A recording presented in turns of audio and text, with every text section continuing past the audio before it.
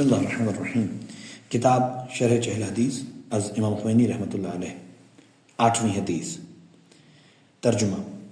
سکونی امام جعفر صادق علیہ السلام کے حوالے سے نقل کرتے ہیں کہ آپ نے فرمایا، رسول خدا صلی اللہ علیہ وآلہ وسلم کا ارشاد ہے، جس کے دل میں رائی کے دانے کے برابر عصبیت ہوگی، خدا اس کو روز قیامت جاہلی عربوں کے ساتھ اٹھائے گا۔ شرح۔ قدیم فارسی میں خردل رائی کو اسپندان کہتے تھے، لیکن آج خردل ہی کہتے ہیں۔ خردل ایک مشہور دوا ہے جس کے بہت سے خواص ہیں، اسی سے مشمع بنایا جاتا ہے۔ اس کے علاوہ عصبی اس شخص کو کہتے ہیں جو اپنے رشتہ داروں کے ظلم کی حمایت کرے۔ عصبہ باپ کی طرف کے رشتہ داروں کو کہتے ہیں، کیونکہ رشتہ دار باپ کے ارد گرد جمع ہوتے ہیں اور باپ ان کی وجہ سے مضبوط ہوتا ہے۔ عصبیت اور تعصب کے معنی حمایت کرنے اور دفاع کرنے کے ہیں۔ یہ تو اہل لغت کے تالیفی کلمات تھے جن کا ذکر کیا گیا۔ راقب الحروف عرض کرتا ہے، عصبیت ایک نفسانی و باطنی صفت ہے جس کے اثرات میں سے اپنے رشتہ داروں اور عام متعلقین کی حمایت اور دفاع کرنا ہے۔ متعلقین میں چاہے وہ لوگ ہوں جو دینی، مذہبی یا مسلکی تعلق رکھتے ہوں، یا وطنی و علاقائی رشتے رکھتے ہوں، یا کسی اور قسم کا تعلق رکھتے ہوں، سبھی مراد ہیں۔ مثلاً ہم پیشہ ہوں یا استادی شاگردی کا تعلق یا کوئی اور رشتہ۔ عصبیت اخلاقی برائیوں اور صفات رذیلہ میں سے ہے اور اس میں بہت سی اخلاقی و عملی برائیاں پیدا ہوتی ہیں۔ عصبیت بذات خود مذموم ہے، چاہے وہ حق کے لیے ہو یا کسی دینی امر کے لیے، بشرط یہ کہ اس کا مقصد اظہار حق نہ ہو، بلکہ اس کا مقصد اپنا یا اپنے ہم مسلک یا اپنے سے وابستہ کسی شخص کا غلبہ ہو۔ لیکن اظہار حق، حقیقت کی ترویج، مطلب حقہ کا اثبات اور اس کی حمایت کرنا، یہ سب چیزیں یا تو عصبیت نہیں ہیں، اور اگر عصبیت ہیں تو قابل مذمت نہیں ہیں۔ فرق کا معیار عصبیت کے اغراض و مقاصد نیز نفس اور شیطان یا حق اور خدا کی پیروی ہے۔ دوسرے لفظوں میں یوں سمجھیے، انسان اپنے سے وابستہ لوگوں اور تعلق رکھنے والوں کی جو حمایت اور ان کا دفاع کرتا ہے، اگر اس کا مقصد صرف اظہار حق اور باطل کو فنا کرنا ہے تو یہ عصبیت ممدوح اور حق و حقیقت کی حمایت ہے، اور یہ صفت کمالات انسانی میں بہترین ہے، اور سیرت انبیاء و اولیاء کے مطابق بھی۔ اس کی پہچان یہ ہے کہ جدھر حق ہو وہ اس کی حمایت کرتا ہے، چاہے حق والا آدمی اس سے وابستہ ہو یا نہ ہو، خواہ اس کا دشمن ہی کیوں نہ ہو۔ ایسا شخص حقیقت کی حمایت کرنے والا اور فضیلت کے طرفداروں میں سے اور صالح معاشرے کی حمایت کرنے والوں میں ہے۔ معاشرے کا ایک اچھا رکن ہے، معاشرے کی برائیوں کا اصلاح کرنے والا ہے۔ لیکن اگر اس کی نفسیات اور قومیت اس کو اس بات پر آمادہ کرتی ہے کہ وہ اپنے رشتہ داروں اور متعلقین کا ساتھ دے اور ان کی حمایت کرے، چاہے ان میں کوئی باطل پہلو نظر آئے، تو اس شخص کے اندر بری صفت اور جاہلی تعصب ہے، اور وہ معاشرے کے برے افراد میں سے ہے جو معاشرے کے اندر نیک اقدار کو فاسد بنا دیتا ہے، اور اس کا شمار زمانہ جاہلیت کے عربوں میں ہوتا ہے۔ جاہلی عرب سے مراد وہ بادیہ نشین عرب ہیں جو اسلام سے پہلے تھے، جب تاریکی و جہالت اور نادانی کا دورہ تھا۔ ان لوگوں میں عصبیت بہت زیادہ تھی، بلکہ واقعہ یہ ہے کہ عام طور پر عربوں میں دوسرے لوگوں کی بنسبت تعصب کچھ زیادہ ہی ہوتا ہے۔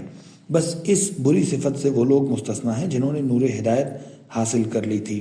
چنانچہ حدیث شریف میں حضرت امیر المومنین علیہ السلام سے منقول ہے کہ خداوند عالم 6 گروہوں کو 6 چیزوں کی وجہ سے عذاب کرے گا: عربوں کو عصبیت کی وجہ سے، زمینداروں کو تکبر، امیروں کو ظلم و ستم، فقہا کو حسد، تاجروں کو خیانت، اور دیہاتیوں کو نادانی کی وجہ سے عذاب کیا جائے گا۔ پہلی فصل، عصبیت کی برائیاں۔ اہل بیت علیہ السلام کی حدیثوں سے پتہ چلتا ہے کہ عصبیت مہلک اور برے انجام کا باعث ہوتی ہے، اور ایمان کے دائرے سے خارج ہونے کا سبب اور شیطانی اخلاق میں سے ہے۔ قافی میں صحیح سند کے ساتھ امام جعفر صادق علیہ السلام سے روایت کی گئی ہے کہ آپ نے فرمایا، من تعصب او تعصب له فقد خلع ربق الایمان من عنقه۔ جو شخص تعصب کرتا ہے اس کے لیے تعصب کیا جاتا ہے، اس کے گلے سے ایمان کی رسی کھول دی جاتی ہے، یعنی وہ ایمان سے خارج ہو جاتا ہے۔ جس کے لیے تعصب کیا جاتا ہے وہ بھی تعصب کرنے والے کے عمل پر چونکہ راضی رہتا ہے، لہٰذا اس کی جزا میں شریک ہوتا ہے، چنانچہ حدیث میں ہے جو شخص کسی قوم کے فعل پر راضی رہتا ہے وہ بھی اسی قوم میں شمار کیا جاتا ہے، لیکن اگر راضی نہ ہو بلکہ ان کے اطوار و حالات سے متنفر ہو تو پھر اس قوم کے ساتھ شریک ہونے میں حدیث کا مفہوم شامل نہیں ہے۔ اور اسی طرح امام جعفر صادق علیہ السلام سے منقول ہے، من تعصب عصبہ اللہ بعصابۃ من النار، جو تعصب برتے گا خدا اس کے سر پر آگ لپیٹ دے گا۔ اور اسی طرح امام زین العابدین علیہ السلام سے روایت ہے، آپ نے فرمایا بہشت میں جناب حمزہ بن عبد المطلب کے علاوہ آپ نے رسول خدا صلی اللہ علیہ وآلہ وسلم کے لیے عصبیت برتی تھی، کوئی عصبیت داخل نہیں ہوتی۔ جناب حمزہ کے اسلام لانے کا واقعہ کئی طریقوں سے منقول ہے جو ہمارے مقصد سے خارج ہے۔ خلاصہ یہ ہے کہ ایمان جو نور الہی اور خداوند عالم کی وہ غیبی خلعت ہے جو اس نے اپنے خاص بندوں مخلصین بارگاہ مخصوصان محفل انس کو مرحمت فرمایا ہے، ایسی خصلت کے منافی ہے جو حق و حقیقت کو پامال کرتی ہو اور حق کو جہل و نادانی کے قدموں تلے رگڑتی ہو۔ یاد رکھیے، اگر دل کے آئینے میں خودخواہی، اقربا پروری اور جاہلیت کی بے جا عصبیت کا زنگ لگ جائے تو اس میں نور ایمان کا جلوہ دکھائی نہیں دے گا اور وہ دل پروردگار کی خلوتگاہ خاص نہیں بن سکے گا۔ صرف اسی شخص کا دل جلوہ گاہ ایمان و معرفت ہو سکتا ہے اور اسی شخص کی گردن میں حبل متین اور ایمان کی مضبوط رسی ہو سکتی ہے، اور وہی شخص حقائق و معارف کا گرویدہ ہو سکتا ہے جو قواعد دینی کا پابند، قوانین عقلی کا اسیر اور عقل و شرع کے ساتھ حرکت کرنے والا ہو اور کسی قسم کے اخلاق، عادات و اطوار اور زندگی کے مسائل اس کو ڈرا نہ سکیں اور صراط مستقیم سے بھٹکا نہ سکیں۔ اسی شخص کو اسلام و ایمان کا دعویٰ کرنا زیب دیتا ہے، جو حقیقتوں کو تسلیم کرتا ہو، حقیقتوں کے سامنے سر تسلیم خم کرتا ہو، اپنے مقاصد کو چاہے وہ کتنے ہی بلند و برتر کیوں نہ ہوں اپنے ولی نعمت کے مقاصد میں فنا کر دیتا ہو، اپنے اور اپنے ارادے کو مولا حقیقی کے ارادے پر فدا کر دیتا ہو۔ ایسا شخص جاہلی عصبیت سے بری ہو سکتا ہے اور قلبی طور سے حقائق کی طرف متوجہ بھی ہو سکتا ہے، اور جہالت و عصبیت کے دبیز پردے اس کی آنکھوں کے حجاب نہیں بن سکتے۔ وہ اظہار حقیقت اور اعلاء کلمہ حق کے لیے اپنے تمام تعلقات اور روابط کو زیر پا رکھ سکتا ہو اور اپنے ولی نعمت کی بارگاہ میں تمام عادتوں اور قرابتوں کو قربان کر سکتا ہو، اور اگر اسلامی و جاہلی عصبیت میں ٹکراؤ ہو جائے تو اسلامی عصبیت و حق خواہی کو مقدم کرنے کی جرت رکھتا ہو۔ حقائق کی معرفت رکھنے والا انسان اس بات کو اچھی طرح جانتا ہے کہ تمام تعصبات اور روابط اور تعلقات ایک عارضی اور زائل ہونے والی چیز ہے۔ صرف خالق و مخلوق کے درمیان کا رابطہ اور اس سلسلے میں تعصب ایک حقیقی، اصلی اور غیر قابل زوال امر ہے، اور یہ تعلق دیگر تعلقات سے مضبوط تر اور تمام حسب و نسب سے بالاتر ہے۔ حدیث میں آیا ہے کہ رسول خدا صلی اللہ علیہ وآلہ وسلم نے فرمایا، میرے حسب و نسب کے علاوہ قیامت میں سارے حسب و نسب منقطع ہو جائیں گے۔ متن حدیث اس طرح ہے، کل حسب و نسب منقطع یوم القیامہ الا حسبی و نسبی۔ یہ بات مخفی نہیں ہے کہ حضرت کا حسب و نسب روحانی اور باقی رہنے والا ہے اور تمام جاہلی عصبیتوں سے دور ہے۔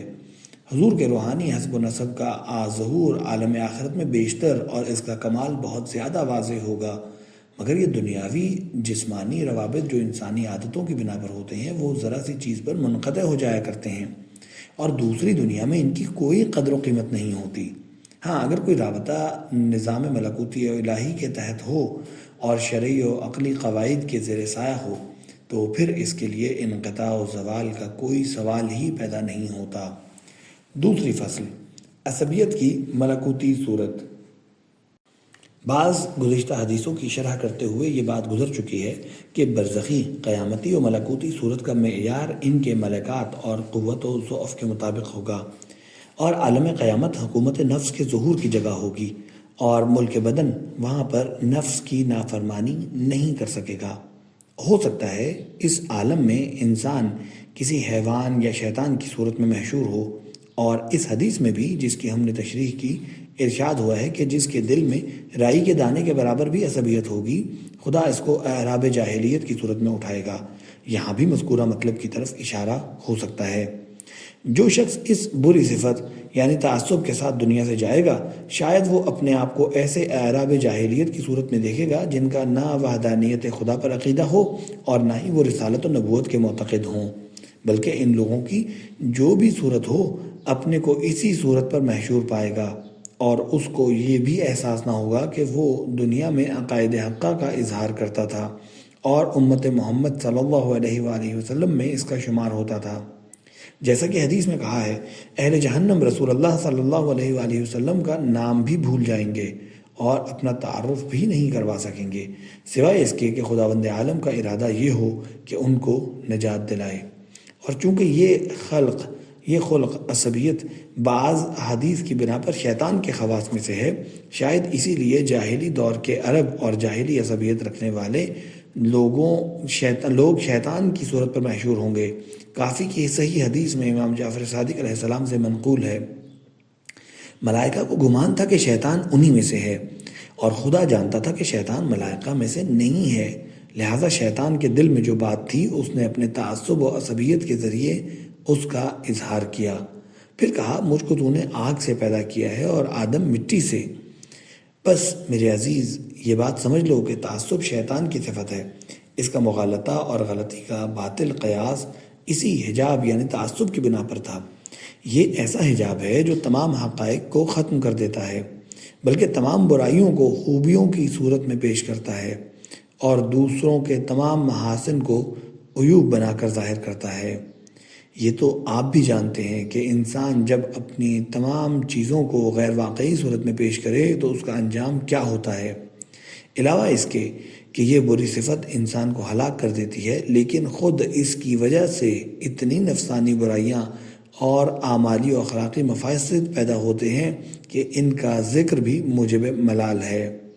اس لیے جو عقل مند اس بری صفت کے مفاسد کو سمجھ لے اور صادق و مصدق رسول اکرم صلی اللہ علیہ وآلہ وسلم اور ان کے اہل بیت گرامی کے ان اقوال کو مانتا ہو جن کے مطابق یہ صفت انسان کو ہلاک کر دیتی ہے اور جہنم رسید کر دیتی ہے، اس کو اپنے نفس کا علاج کرنا چاہیے، اور اگر خدا نخواستہ اس کے دل میں رائی کے دانے کے برابر بھی تعصب ہے تو اپنے آپ کو اس سے پاک کر لینا چاہیے تاکہ اس دنیا سے عالم آخرت کی طرف جاتے ہوئے اجل مقدر یعنی موت کے وقت پاک و پاکیزہ ہو اور صاف و شفاف نفس کے ساتھ جائے۔ یہ بھی سمجھ لے کہ زمانہ گزر رہا ہے اور وقت بہت کم ہے، کیونکہ انسان کو معلوم نہیں کہ موت کب آ جائے۔ اے لکھنے والے کے نفس خبیث، ہو سکتا ہے لکھتے ہی وقت موت آ جائے جو تجھ کو ان تمام اخلاقی برائیوں کے ساتھ اسی وقت اس عالم کی طرف منتقل کر دے جہاں سے واپسی ممکن نہیں ہوا کرتی۔ اے عزیز، اے اس مصنف کی کتاب کا مطالعہ کرنے والے، عبرت حاصل کر اس کی حالت سے جو اس وقت منو مٹی کے نیچے دبا ہوا ہے اور دوسرے عالم میں اپنے برے اعمال اور برے اخلاق کی پاداش میں گرفتار ہے۔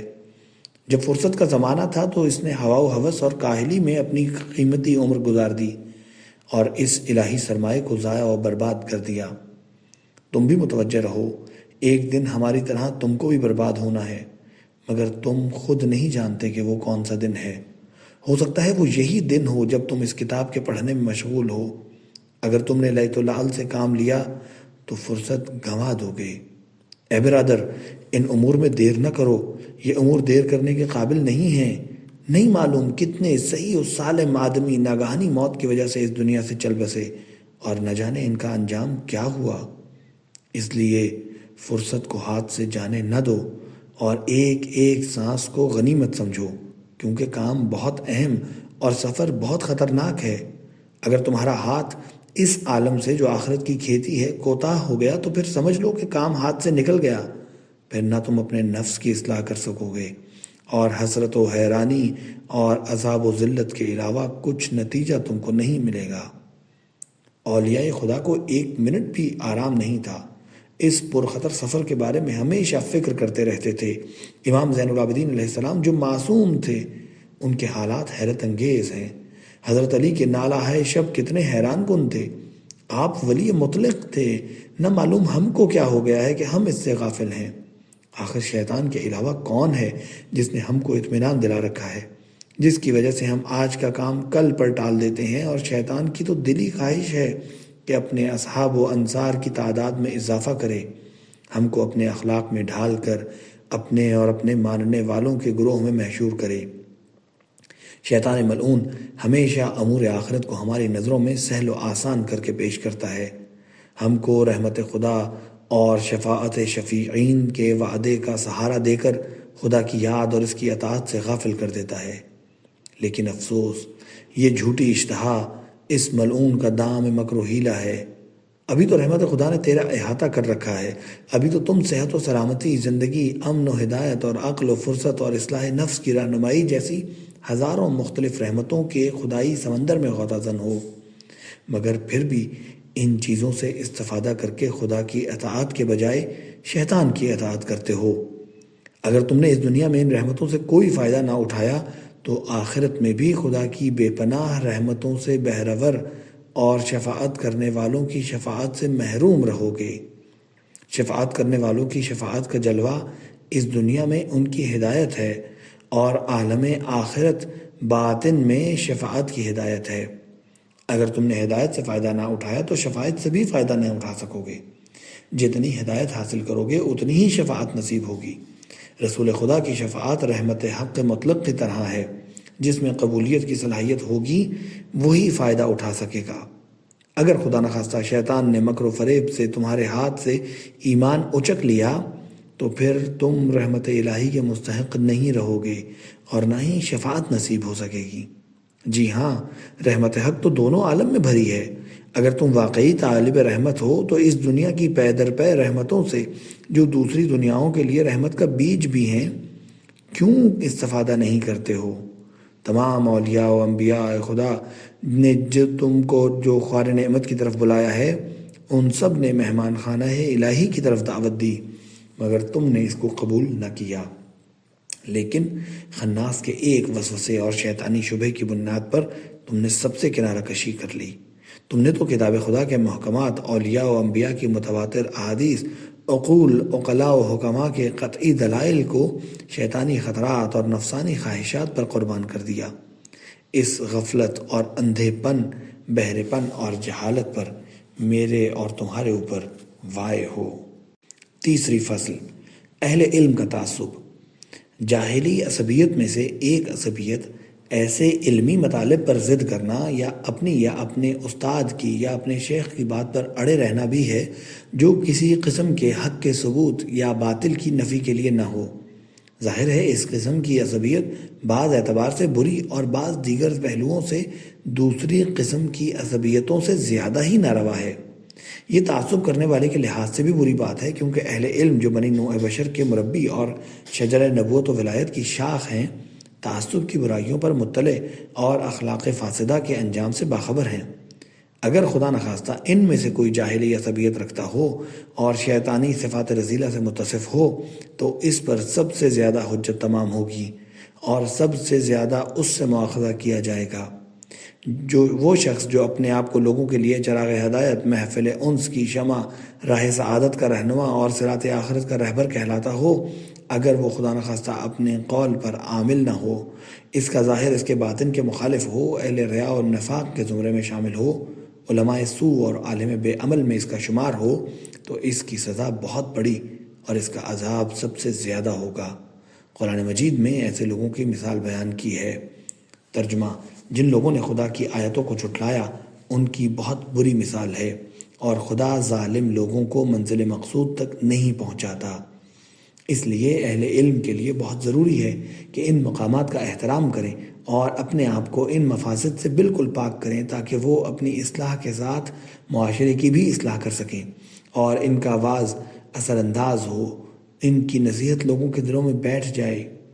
یاد رکھو، عالم اگر فاسد ہو جائے تو پوری امت فاسد ہو جاتی ہے، اور جو برائی دوسری برائیوں کا مادہ بنے، جو غلطی دوسری غلطیوں کو جہنم دے، وہ خدا کی بارگاہ میں غیر متعدی و جزئی برائی سے کہیں زیادہ بڑی ہے۔ اہل علم کے اندر اس تعصب کی ایک قباحت خود علم کی وجہ سے ہے، کیونکہ یہ تعصب علم کے ساتھ خیانت اور علم کی حق کشی ہے۔ جو شخص اس عظیم امانت کے بوجھ کو اٹھائے اور اس خلعت کو پہنے اس کو تو اس کے احترام کا بہت زیادہ خیال رکھنا چاہیے، اور امانت کو صحیح و سلامت اس کے مالک کے سپرد کر دینا چاہیے، اور کہیں جاہلی تعصب کر بیٹھے تب تو اس نے خیانت کے ساتھ ظلم و تعدی کا بھی ارتکاب کیا ہے، اور یہ خود ایک بہت بڑی غلطی ہے۔ اس تعصب کی ایک قباحت مد مقابل کی طرف سے بھی ہوتی ہے، اس لیے کہ علمی مباحث میں اس کا مد مقابل بھی اہل علم ہی ہوا کرتا ہے، وہ بھی ایک الہی امانت ہے، اس کا احترام واجب ہے، اور اس کی بے احترامی حرمات الہی کی بے احترامی اور بہت بڑی ہلاکت ہے، اور یہی بے موقع عصبیت کبھی انسان کو اہل علم کی بے حرمتی پر آمادہ کر دیتی ہے۔ میں اس عظیم گناہ سے خداوند عالم کی پناہ مانگتا ہوں۔ عصبیت کی ایک قباحت و برائی متعصب لہو کی طرف سے بھی ہوا کرتی ہے، جو انسان کا استاد اور شیخ ہوا کرتا ہے۔ ظاہر ہے استاد کی بے حرمتی اس کی نافرمانی کا سبب ہوا کرتی ہے، کیونکہ مشائخ عظام اور اکابرین کرام، خدا ان کے چہروں کو تر و تازہ رکھے، حق کی طرفداری اور باطل سے گریز کی طرف مائل رہتے ہیں، اور اس شخص پر بہت غصہ کرتے ہیں جو جاہلی عصبیت کی بنا پر حق کشی کرے یا باطل کی ترویج کرے۔ روحانی لحاظ سے آنکھ ہونا جسمانی طور پر آنکھ ہونے سے کہیں زیادہ بالاتر ہے، جس طرح روحانی ولادت کا حق جسمانی ولادت کے حق سے کہیں زیادہ عظیم اور بالاتر ہوتا ہے۔ لہٰذا تمام اہل علم پر خدا ان کی عظمت و شرف میں اضافہ کرے، واجب و لازم ہے کہ اپنے آپ کو اخلاقی اور عملی مفاسد سے بالکل مبرہ رکھیں، اور اعمال حسنہ و اخلاق کریمہ کے لباس سے ہمیشہ اپنے آپ کو مزین رکھیں، اور اپنے اس عظیم منصب سے خود کو جدا نہ کریں جو خداوند عالم نے ان کو مرحمت فرمایا ہے، کیونکہ ایسا کرنے پر جو گھاٹا ہوگا اس کا علم خدا کے سوا کسی کو نہیں ہو سکتا۔ والسلام۔